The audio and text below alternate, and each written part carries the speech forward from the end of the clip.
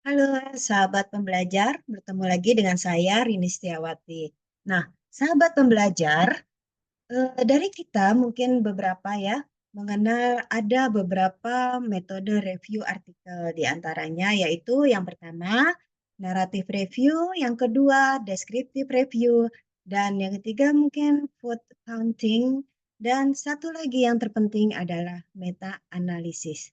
Nah, teman-teman, dibandingkan tiga metode tadi, meta analisis merupakan metode yang paling concern pada pendekatan kuantitatif. Nah, perlu teman-teman ketahui, meta-analisis lebih tidak bersifat subjektif ya. Nah, dibandingkan dengan metode yang tadi telah saya sebutkan. Nah, meta-analisis ini dibandingkan dengan metode tinjauan lain dan tidak fokus hanya pada kesimpulan yang didapat, tapi meta-analisis ini fokus pada data.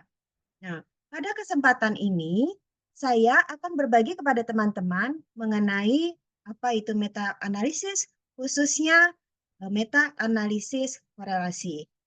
Baik, saya akan paparkan sedikit materi tentang meta-analisis korelasi.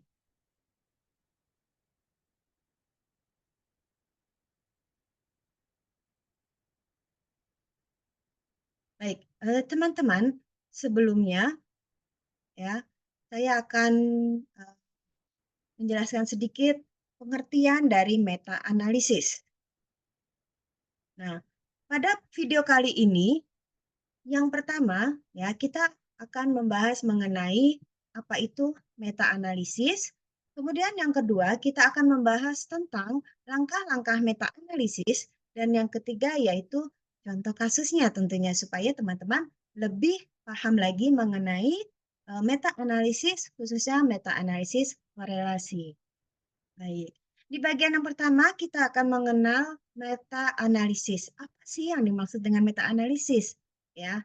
Nah, analisis meta atau meta-analisis merupakan penelitian yang menggunakan studi-studi yang telah ada dan telah digunakan oleh peneliti lain yang dilakukan secara sistematis dan kuantitatif untuk memperoleh kesimpulan yang akurat. Nah, analisis meta ini merupakan salah satu bentuk penelitian dengan menggunakan data penelitian-penelitian lain yang telah ada atau kita biasa menyebutnya adalah data sekunder. Nah, oleh karena itu, analisis meta merupakan metode penelitian kuantitatif dengan cara menganalisis data kuantitatif dari hasil penelitian sebelumnya untuk menerima atau menolak hipotesis yang diajukan dalam penelitian-penelitian tersebut. Nah, ada 11 artefak yang dapat dikoreksi dalam analisis meta. Di antaranya yaitu teman-teman bisa lihat di layar kaca ini. Yang pertama, kesalahan pengambilan sampel. Yang kedua, kesalahan pengukuran pada variabel dependen.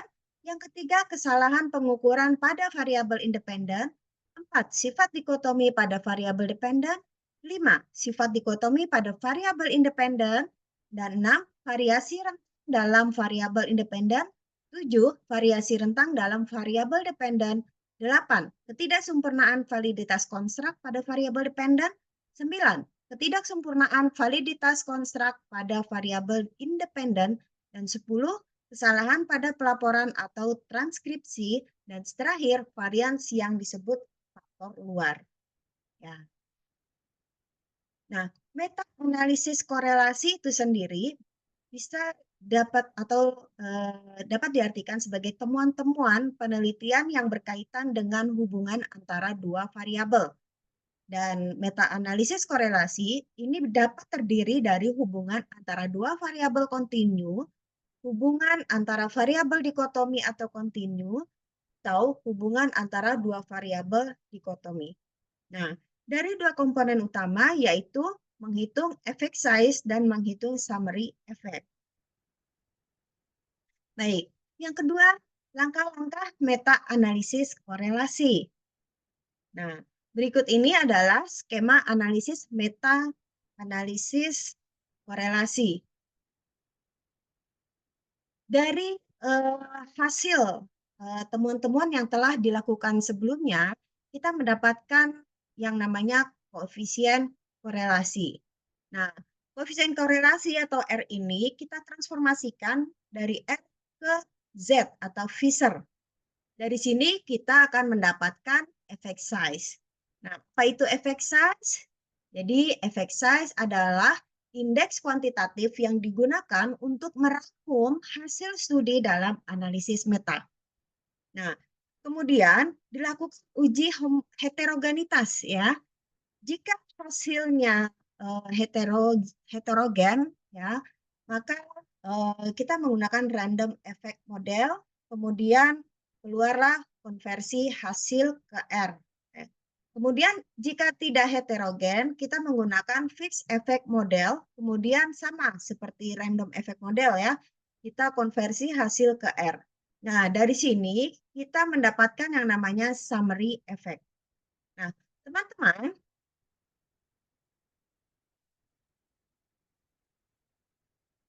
yang dimaksud dengan random effect model yaitu diasumsikan true effect size bervariasi.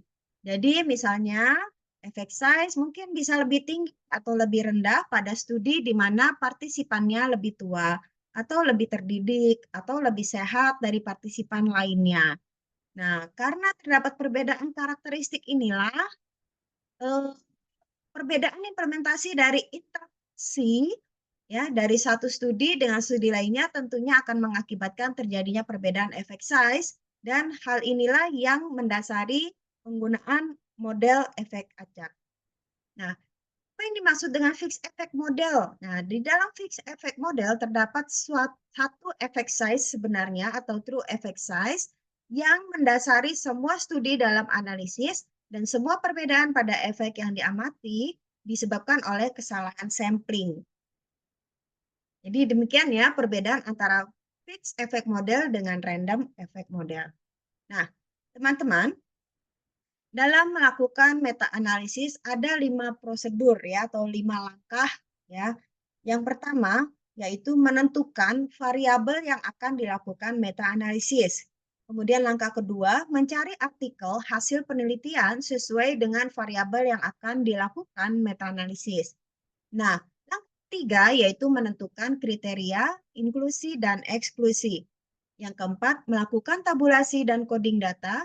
Kemudian yang kelima, lakukan analisis dengan cara manual ataupun menggunakan software. Dengan catatan ya, kriteria ini ditentukan oleh peneliti berdasarkan tujuan penelitian dan pertimbangan objektif lainnya. Nah, contoh kasus ya. Di sini dengan judul meta-analisis hubungan antara knowledge management dan kinerja pegawai. Nah, dalam meta-analisis ini sumber pencarian bisa menggunakan Google, Scopus, dan lain sebagainya. Ya, sedangkan software atau tools untuk menghitung ya atau menganalisis meta bisa menggunakan banyak software ya, bisa menggunakan SPSS, bisa menggunakan Jamovi, bisa menggunakan OpenMe, bisa menggunakan JASP dan lain sebagainya ya. Itu apa namanya tergantung teman-teman ya, familiar yang mana. Nah, dalam tahap penyaringan artikel tersebut ya, yang pertama dilakukan pencarian melalui publish or perish ya. Di sini mencari 1.000 artikel, kemudian artikel yang muncul kurang lebih 980 artikel yang berkaitan dengan topik dari penelitian ini, yaitu hubungan antara knowledge management dengan kinerja pegawai. Nah, kemudian disaringlah artikel-artikel ini ya didapat dengan jumlah 460 artikel di mana kemudian disaring lagi dengan kriteria penelitian bukan dengan kuantitatif, kurun waktu kurang dari 2017 ini disingkirkan. Maka didapatlah 146 artikel. Nah, kemudian kita saring lagi ya yang full text, kemudian dapat 15 artikel. Nah, dari 15 artikel ini kita saring dengan kriteria teori knowledge management ini yang tidak merujuk pada teori dari Nonaka dan Takeuchi dan juga tidak terdapat nilai koefisien korelasi, ini disingkirkan. Maka didapatlah 10 artikel. Nah, 10 artikel inilah yang kita analisis ya, teman-teman. Berikut 10 artikel yang didapat dari saringan terakhir ya. Kemudian setelah itu melalui software OpenMe didapat ya grafik atau gambar diagram forest plot mengenai knowledge management dan kinerja pegawai. Nah, kita lihat di sini teman-teman ya. Nah, gambar ini menunjukkan bahwa semua artikel berada pada area positif ya. Dengan demikian, semua artikel menyimpulkan terdapat korelasi yang positif antara knowledge management dan kinerja pegawai. Ya. Nah, kemudian kita menghitung effect size. Dari tabel besaran random effect model di sini kita dapat effect size R ya bernilai rentang 0,295 sampai 1,412 dan semua estimasi diperoleh positif 100%. Diperoleh besaran effect size gabungan yaitu sebesar 0,745 pada taraf signifikansi 95% dengan CI 0,522 hingga 0,968 ya. Dan tentunya p-value-nya kurang dari 0,001. Sehingga terdapat perbedaan yang signifikan dari hasil rata-rata. Nah, ini mengartikan bahwa knowledge management dan kinerja pegawai terdapat korelasi yang sangat konsisten. Langkah selanjutnya yaitu kita melihat apakah dari artikel-artikel tersebut ada bias publikasi. Nah, kita menggunakan funnel plot ya, teman-teman. Nah, dari sini kita melihat bahwa gambar funnel plot ini menunjukkan apakah plot simetris atau tidak, sehingga diperlukan Eiger test untuk menguji kesimetrisan plot, sehingga dapat memperoleh kesimpulan yang akurat mengenai ada atau tidaknya bias publikasi berdasarkan analisis yang dilakukan. Nah, setelah dilakukan Eiger test, didapat di sini teman-teman ya bisa dilihat nilai p-value-nya ya lebih besar dari 0,005